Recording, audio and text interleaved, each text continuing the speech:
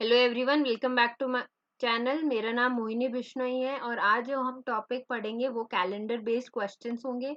तो question solve करने से पहले जो कैलेंडर से रिलेटेड बेसिक्स है एक बार उनको जान लेते हैं। ये हर एग्जाम में पूछे जाते हैं। ये केवीएस में जो मेंटल एबिलिटी है उसमें आते हैं। आपके जो बाकी स्टेट्स के टीचिंग एप्टीट्यूड के एग्जाम्स है उसमें पूछे जाते हैं रीजनिंग से रिलेटेड। आपका बीएसटीसी में पूछा जाता है, रीट में, यूपी टेट, जितने भी टेट है, आर टेट, सब में पूछे जाते हैं इससे रिलेटेड क्वेश्चंस। तो एक बार देख लेते हैं कैलेंडर से रिलेटेड बेसिक्स क्या क्या है। सो बेसिकली एक जो ईयर होता है वो दो प्रकार का होता है।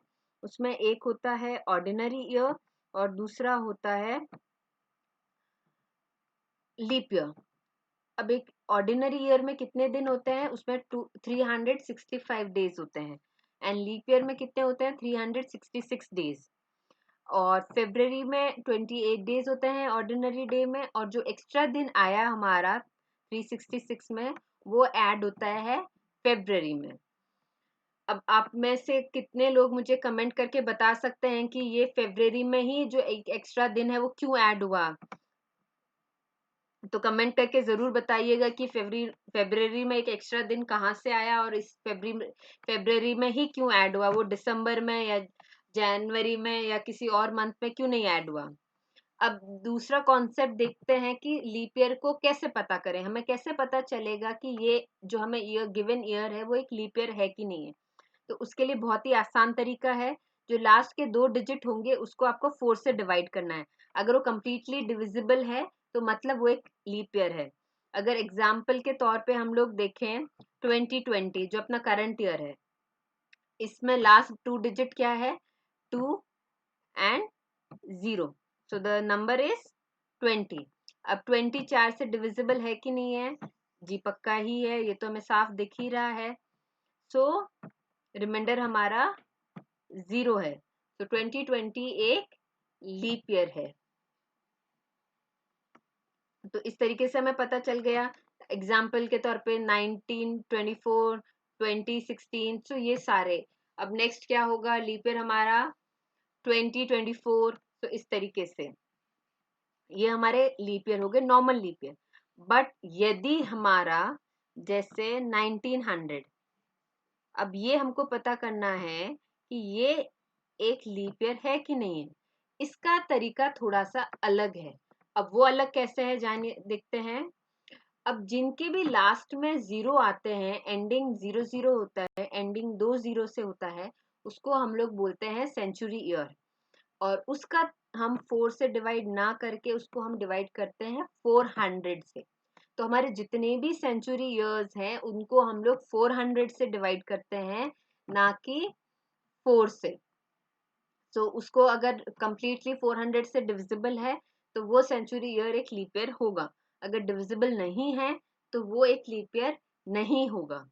एग्जाम्पल के तौर पे 2000, 1600, अगर इनको हम लोग 400 से डिवाइड करें तो ये कंप्लीटली डिविजिबल होंगे। तो इसलिए ये लीप ईयर है। अगर मैं 16 को 400 से डिवाइड करूं तो कंप्लीटली डिवाइड हो जाएगा। तो ये 1600 एक लीप ईयर है। जबकि 1400, 1500 ये कंप्लीटली 400 से डिविजिबल नहीं है। ये वाले डिविजिबल नहीं है, तो ये एक लीप ईयर नहीं होंगे। तो ये बहुत इंपॉर्टेंट कॉन्सेप्ट है जो आपको जानना है। अगर नॉर्मल ईयर है तो 4 से डिवाइड करके पता करेंगे कि वो लीप ईयर है कि नहीं है। और अगर सेंचुरी ईयर है तो हम लोग 400 से डिवाइड करेंगे जानने के लिए कि वो एक लीप ईयर है कि नहीं है। अब आगे और देखते हैं। अब कुछ इंपॉर्टेंट चीजें जो हमको याद रखनी चाहिए। एक ऑर्डिनरी डे में 365 डेज होते हैं, लीप ईयर में 366 डेज होते हैं। अब इनमें वीक्स कितने होंगे, नंबर ऑफ वीक्स। तो नंबर ऑफ वीक्स हमारे रहेंगे 52। अब एक और इम्पॉर्टेंट कॉन्सेप्ट इसमें आता है। आप बोलेंगे कि भाई वीक तो 52 है, बट इसमें तो फिर एक दिन कम पड़ रहा है हमारा, अगर मैं नॉर्मल ईयर भी लूं 365 डेज। तो उसका ये है कि जो हमारे दिन एक पूरा वीक कंप्लीट नहीं कर पाते हैं उनको हम लोग बोलते हैं ऑड डेज। ऑड डेज क्या हो जाते हैं, वो एक्स्ट्रा दिन जो एक पूरा सप्ताह कंप्लीट नहीं कर पाते हैं उनको हम लोग बोलते हैं ऑड डे। अब ऑड डेज हम लोग कैसे कैलकुलेट करेंगे? ऑड डेज हम कैलकुलेट करेंगे 7 से डिवाइड करके। हमको किससे डिवाइड करना है? 7 से। तो अगर मैं एक पूरे साल के दिन 7 से डिवाइड करूं तो मुझे क्वेश्चन क्या मिलेगा? 52 और रिमाइंडर क्या मिलेगा? 1।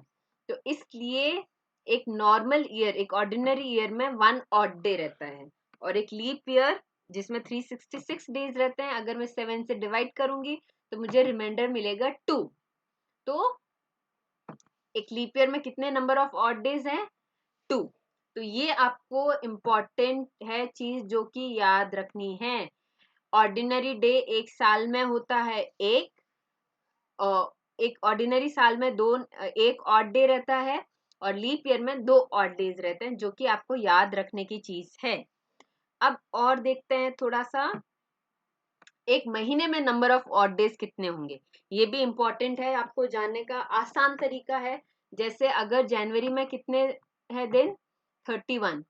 तो 31 डिवाइडेड बाई 7, तो रिमाइंडर कितना बचेगा पीछे? रिमाइंडर बचेगा 3। तो इसलिए 3 ऑड डेज। अब फेब्रवरी में 0 and 1 ये इसलिए लिखा गया है क्योंकि अगर ऑर्डिनरी ईयर है तो उसमें दिन कितने होंगे फेब्रवरी में? 28 डेज होंगे। तो रिमाइंडर कितना बचेगा अगर 7 से आप डिवाइड करेंगे? तो रिमाइंडर बचेगा 0। तो इसलिए 0 number of odd days. But यदि अगर फेब्रवरी एक लीप ईयर है तो उसमें कितना बचेगा? रिमाइंडर 1। तो नंबर ऑफ ऑड डेज कितना हो गया? 1। उसी तरीके से मार्च के 3 ऑड डेज हैं, अप्रैल में 2 कैसे हुए? आप 30, अप्रैल में कितने दिन है? 30 दिन है। 30 को 7 से डिवाइड कीजिए, कितना बचेगा पीछे? रिमाइंडर 2। तो 2। मई में भी 31 डेज है तो 3 रिमाइंडर। जून में 30 डेज 2। जुलाई में 31 3। अगस्त में 31 3। सितंबर में 2। अक्टूबर में 3। नवंबर में 2। और दिसंबर में 3। तो ये हमारे नंबर ऑफ ऑड डेज एक महीने वाले दिन में। ये इंपॉर्टेंट चीज है, आगे क्वेश्चन सॉल्व करने में आपको ध्यान में रखना पड़ेगा। अब हम लोग कुछ कोड देख लेते हैं, दिन के वीक के कोड देख लेते हैं। हमने इनको कोड दे दिया है। संडे को हमने 0 दे दिया है, मंडे को 1 दे दिया है, ट्यूसडे को 2 दे दिया है, वेडनेसडे को 3, थर्सडे को 4, फ्राइडे को 5 और सैटरडे को 6। तो हमने इस तरीके से महीने जो हफ्ते के दिन है उनको सबको कोड कर दिया है। अब आगे थोड़ा और देखते हैं। अब एक और इम्पॉर्टेंट चीज है जो कि हमको याद रखनी है। अब वो चीज ये है कि किसी भी ऑर्डिनरी ईयर मतलब जो साल लीप ईयर नहीं है, उसमें जो 1 जनवरी है और जो 31 दिसंबर है वो सेम दिन में आएगा, हफ्ते के सेम डे पे ही फॉल करेगा। अगर मान लीजिए कि अगर 1 जनवरी को अगर फ्राइडे है किसी ऑर्डिनरी ईयर में, तो फिर 31 दिसंबर को भी फ्राइडे ही होगा। अगर मंडे है 1 जनवरी को तो 31 दिसंबर को भी मंडे ही होगा। अगर क्वेश्चन में दिया है कि 31 दिसंबर को ट्यूसडे है तो और कोई ऑर्डिनरी ईयर है जैसे 2007 मान लीजिए, तो फिर 1 जनवरी को क्या होगा? तो अगर 31 दिसंबर को मंडे है तो 1 जनवरी को भी मंडे ही होगा। तो ये आपको एक इम्पॉर्टेंट चीज है जो कि याद रखनी चाहिए। और अगर अभी लीप ईयर हो तो क्या करेंगे हम लोग? लीप ईयर में बहुत आसान है, कुछ नहीं करना है। जो 1 जनवरी और 31 दिसंबर है उसमें एक दिन आगे बढ़ जाएगा, एक दिन ऐड हो जाएगा। अब वो एक दिन इसलिए ऐड हुआ क्योंकि हमारा एक एक्स्ट्रा दिन किसमें आया है? 29 फेब्रवरी, वो एक दिन एक्स्ट्रा आ गया इसलिए वो एक ऐड हो गया है नंबर। तो अगर मान लीजिए कि 1 जनवरी को मंडे है तो 31 दिसंबर को क्या हो जाएगा? ट्यूसडे हो जाएगा। अगर 31 दिसंबर को मान लीजिए कि थर्सडे था तो 1 जनवरी को वेडनेसडे होगा। तो इस तरीके से वो एक दिन ऐड हो जाएगा। तो ये आपको चीज इंपॉर्टेंट है, ये 2 चीज आपको याद रखने के लिए डायरेक्ट कभी कभी क्वेश्चन अगर आप इसको याद रख लीजिए तो इससे डायरेक्टली सॉल्व हो जाएंगे, कुछ ज्यादा दिमाग लगाने की जरूरत नहीं पड़ेगी। अब जो हमने अभी कॉन्सेप्ट पढ़े हैं उनसे रिलेटेड कुछ क्वेश्चंस देख लेते हैं। अब एक इंसान का बर्थडे है, वो 29 फरवरी 1988 में आता है। तो हमारा अब क्वेश्चन है कि वो 2008 तक कितनी बार अपना जन्मदिन मनाएगा। हमारा क्वेश्चन है 29 फरवरी 1988 में एक बंदे का बर्थडे आता है और वो 2008 तक कितनी बार अपना बर्थडे सेलिब्रेट करेगा। तो इसका बहुत ही आसान तरीका है। ये कैसे है कि आपको कैलकुलेट करना स्टार्ट करना है। अब कौन से ईयर से आप कैलकुलेट करना स्टार्ट करेंगे? क्या आप 1988 से स्टार्ट करेंगे? जी नहीं। इस साल तो वो पैदा हुआ है तो अपना बर्थडे थोड़ी सेलिब्रेट करेंगे। आप जिस साल पैदा होते हैं उसी साल अपना बर्थडे थोड़ी सेलिब्रेट करते हैं। आप तो अगले साल से अपना बर्थडे सेलिब्रेट करते हैं। तो ये अपना बर्थडे अगले साल से सेलिब्रेट करना स्टार्ट करेगा।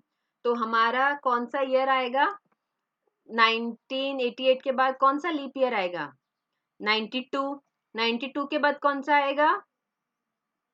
अगले 4 साल मान लीजिए 92 के बाद क्या होंगे?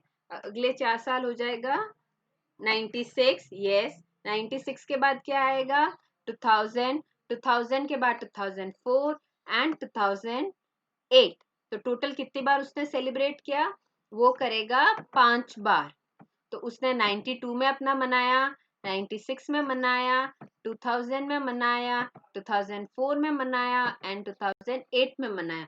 तो ये आपको इम्पोर्टेंट चीज याद रखनी है। तो उसने टोटल कितनी बार अपना जन्मदिन मनाया है? 5 बार मनाया है। अब एक और चीज है, ये वाले जो लीप ईयर्स है इनको तो आप कैसे चेक करेंगे? Divide by 4। बट क्योंकि ये एक सेंचुरी ईयर है तो इसको किससे करेंगे?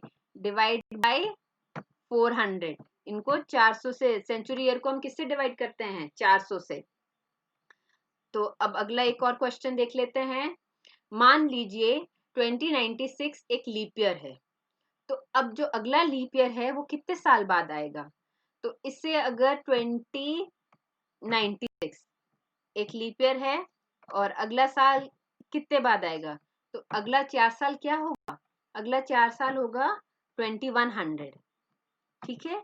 अब 2100 क्योंकि एक सेंचुरी ईयर है, इसको हम किससे डिवाइड करेंगे? Divide by 400। क्या ये 400 से डिवाइड हो रहा है? जी नहीं, ये 400 से डिवाइड नहीं हो रहा है। तो वो एक लीप ईयर नहीं है। फिर अगला क्या आ जाएगा हमारा? 2104 ये आ जाएगा। तो अगला लीप ईयर आएगा 2104 और वो कितने साल बाद आया है? वो आया है 8 साल बाद। तो इस क्वेश्चन में क्योंकि 2100 400 से डिवाइड नहीं हो रहा है तो वो एक लीप ईयर नहीं है, जबकि 2104 एक लीप ईयर है तो वो 8 साल बाद आएगा। ये इंपॉर्टेंट चीज है।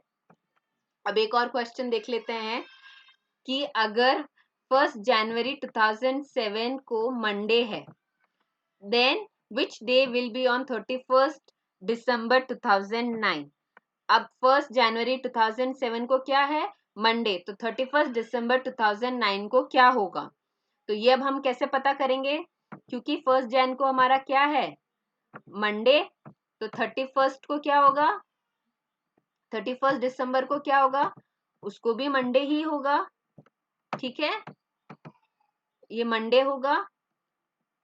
और 1 जैन 2008 तो उसमें क्या हो जाएगा? ट्यूसडे। ट्यूसडे हो जाएगा। बट क्योंकि 2008 एक लीप ईयर है तो 31 दिसंबर क्या हो जाएगा? वेडनेसडे हो जाएगा। वो वेडनेसडे क्यों होगा? क्योंकि हमने यह पढ़ा है कि वो एक नंबर ऐड हो जाएगा, इसलिए 31 दिसंबर 2008 क्या हो जाएगा? वेडनेसडे। तो 2009 1 जैन क्या होगा? थर्सडे। तो फिर 31 दिसंबर क्या हो जाएगा? वो भी थर्सडे ही रहेगा। इस तरीके से एक बार आप देख लीजिए। 1 जैन को क्या था? 2000 को मंडे था तो फिर दिसंबर में भी मंडे ही होगा 31 को। 1 जैन 2008 को क्या था? ट्यूसडे। तो 31 दिसंबर को क्या हो जाएगा? वेडनेसडे। क्यों? क्योंकि ये एक लीप ईयर है। ये एक लीप ईयर है। फिर एक दिन और आगे बढ़ जाएंगे तो 1 जैन 2009 को क्या है? थर्सडे। तो 31 दिसंबर को क्या हो जाएगा? थर्सडे। आई होप आपको ये कॉन्सेप्ट क्लियर है। और इसी के साथ हम लोग आज का ये वीडियो खत्म करते हैं। अगले वीडियो में हम और इससे रिलेटेड, कैलेंडर से रिलेटेड क्वेश्चंस करेंगे। आप पहले ये जो बेसिक है इनको प्रैक्टिस कीजिए। एक बार आपको ये अच्छे से आ गए तो जो बाकी क्वेश्चन है वो आप बहुत आसान तरीके से सॉल्व कर पाएंगे। With this, bye bye everyone. Take care.